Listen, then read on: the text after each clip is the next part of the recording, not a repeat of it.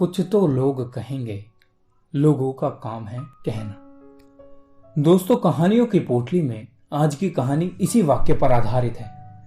कहानी का शीर्षक है बाप, बेटा और गधा।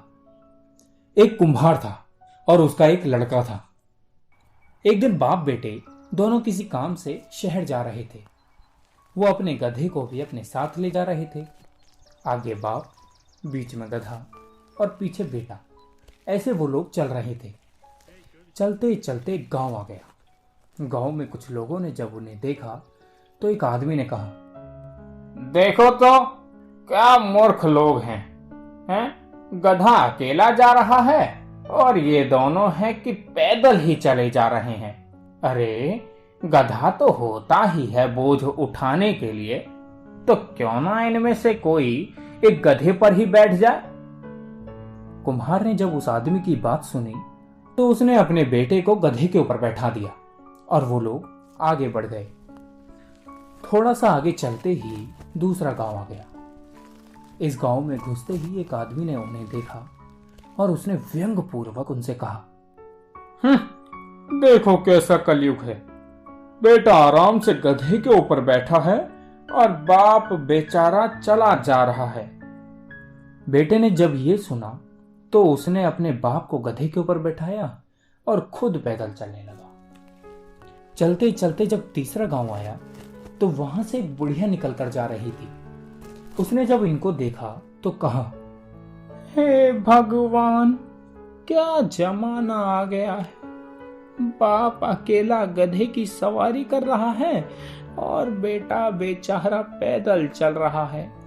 तुम क्यों नहीं अपने बेटे को भी अपने साथ इसी गधे पर बैठा लो।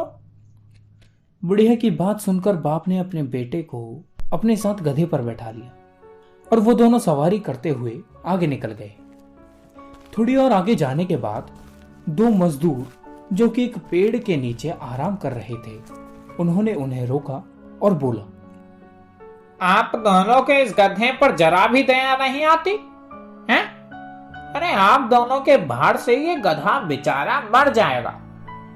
इस गधे को भी थोड़ा आराम दीजिए। हैं? ऐसा कीजिए कि आप दोनों इस गधे को अपने कंधों पर उठा लीजिए, तो इसे थोड़ा आराम मिल जाएगा। बाप बेटे जो कि लोगों की बातें सुनकर उनके हिसाब से काम कर रहे थे, तो उन्होंने ये भी काम किया। एक लकड़ी ली और गधे के चारों पैरों को उस लकड़ी से बांध दिया और उसे अपने साथ उठाकर चल दिए। थोड़ी आगे जाने के बाद एक नदी आई जिसको उन्हें एक पुल के सहारे पार करना था, लेकिन वो पुल काफी पुराना हो चुका था। बाप बेटे गधे को लटकाए उस पुल को पार कर ही रहे थे कि अचानक पुल टूट गया और बाप बेटे गधे समेत नदी में जा गिरे।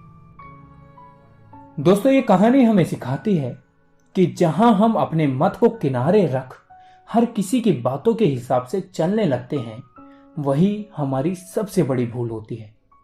क्योंकि ऐसा तो हो ही नहीं सकता कि हमारे कार्य से हर कोई सहमत हो सके या फिर हम हर किसी को सहमत कर भी सके, क्योंकि इस दुनिया में हर मनुष्य का अलग अलग मत होता है। सब अपने हिसाब से चलते हैं और सोचते हैं, तो इसीलिए हमें अपने मत और समझ से काम लेना चाहिए। हर किसी को संतुष्ट करने के चक्कर में हम अपना ही घाटा कर बैठते हैं।